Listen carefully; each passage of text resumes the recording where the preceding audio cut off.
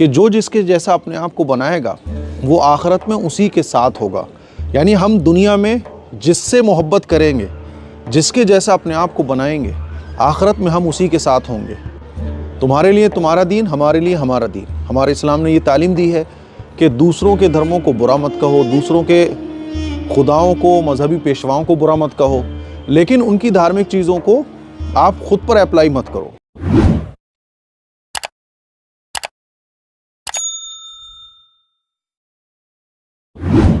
السلام علیکم ورحمۃ اللہ وبرکاتہ. 25 دسمبر کو کیا ہوتا ہے آپ لوگ سب جانتے ہیں. میں کچھ ضروری باتیں ہیں جو آپ لوگوں کو سمجھانے جا رہا ہوں.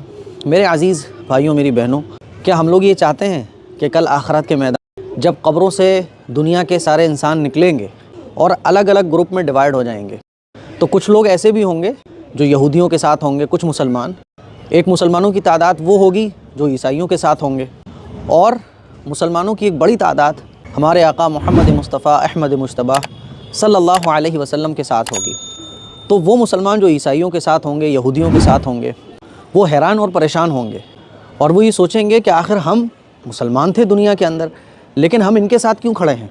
ہم یہودیوں کے ساتھ کیوں ہیں؟ ہم عیسائیوں کے ساتھ کیوں ہیں؟ تو ان کو بتایا جائے گا کہ تم دنیا کے اندر چونکہ عیسائیوں کے طور طریقے سے محبت کرتے تھے، تم یہودیوں کے طور طریقے سے محبت کرتے تھے، اسی لیے تم انہی کے ساتھ رہو. ابھی تو آپ سوچیے ذرا کہ کتنی شرم کی اور ڈوب مرنے کی. اس وقت تو آدمی مرنا بھی چاہے گا تو موت نہیں آئے گی نا، لیکن سوچیے کہ کتنی ضلالت کی بات ہوگی آخرت کے میدان میں جب ہمارے آقا ہمارے سامنے کھڑے ہوں اور ہم عیسائیوں کے ساتھ کھڑے ہوں گے.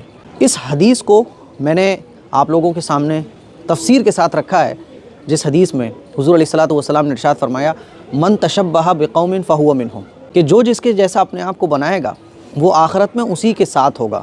یعنی ہم دنیا میں جس سے محبت کریں گے، جس کے جیسا اپنے آپ کو بنائیں گے، آخرت میں ہم اسی کے ساتھ ہوں گے. یہ ایک اشارے میں نے آپ کو سمجھانے کی کوشش کی ہے. اور سورہ کافرون میں اللہ تعالیٰ ارشاد فرماتا ہے لکم دینکم ولی دین، تمہارے لیے تمہارا دین، ہمارے لیے ہمارا دین. ہمارے اسلام نے یہ تعلیم دی ہے کہ دوسروں کے دھرموں کو برا مت کہو، دوسروں کے خداؤں کو، مذہبی پیشواؤں کو برا مت کہو، لیکن ان کی دھارمک چیزوں کو آپ خود پر اپلائی مت کرو. اسی لیے 25 دسمبر میں جو بھی کچھ ہوتا ہے اس کو بولنے سے، اس کو سیلیبریٹ کرنے سے احتیاط کریں. دیکھو ہمارے پاس کچھ بھی نہیں ہے، ہم سب لوگ بہت گنہگار ہیں، نماز بھی ہم لوگ نہیں پڑھ پاتے، قرآن بھی نہیں پڑھ پاتے، ہے نا، جیسا عمل کرنا چاہیے شریعت پہ ویسے عمل بھی نہیں کر پاتے. لیکن کم سے کم یار ہماری زندگی کفریہ اور شرکیہ چیزوں سے بچی رہے، کیونکہ قرآن میں اللہ تعالیٰ کا ارشاد ہے ان اللہ لا یغفر ان یشرک، کہ اللہ تعالیٰ شرک کے علاوہ تمام گناہوں کو معاف فرما دے گا، شرک کو معاف نہیں کرے گا. تو یہ جو غیر مسلموں کی چیزیں ہوتی ہیں، جیسے آپ 25 دسمبر کو ہی لے لیں، کیونکہ یہ سیلیبریشن ہی اس نسبت سے ہوتا ہے کیونکہ وہ خدا کا بیٹا سمجھتے ہیں اور خدا کے بیٹے کی پیدائش پر وہ خوشیاں مناتے ہیں.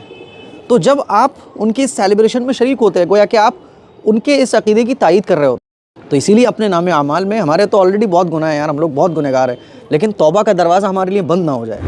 آخرت میں حضور کے ساتھ کھڑے ہونے کے بجائے ہم دوسروں کی صفوں میں نہ چلے جائیں، اس کا خیال ہمیں رکھنا ہے. اسی لیے اچھے انداز میں پیار محبت کے ساتھ جتنا ان چیزوں سے بچا جائے بچنے کی کوشش کریں، ہے نا. عزت احترام اپنی جگہ، محبت اپنی جگہ، لیکن دوسروں کی مذہبی چیزوں میں شریک ہونا یہ پھر بالکل مناسب نہیں ہے. تو میری آپ لوگوں سے بس اس ویڈیو میں گزارش یہی کرنی 25 ہے اور اس کے بعد بھی 4-6 دن یہ سلسلہ چلتا ہے، تو ان تمام چیزوں سے بچنے کی کوشش کریں اور یہ ویڈیو دوسروں تک شیئر کریں تاکہ یہ میرا میسیج آپ لوگوں کو سب کو سمجھ میں آ جائے. السلام علیکم ورحمۃ اللہ وبرکاتہ.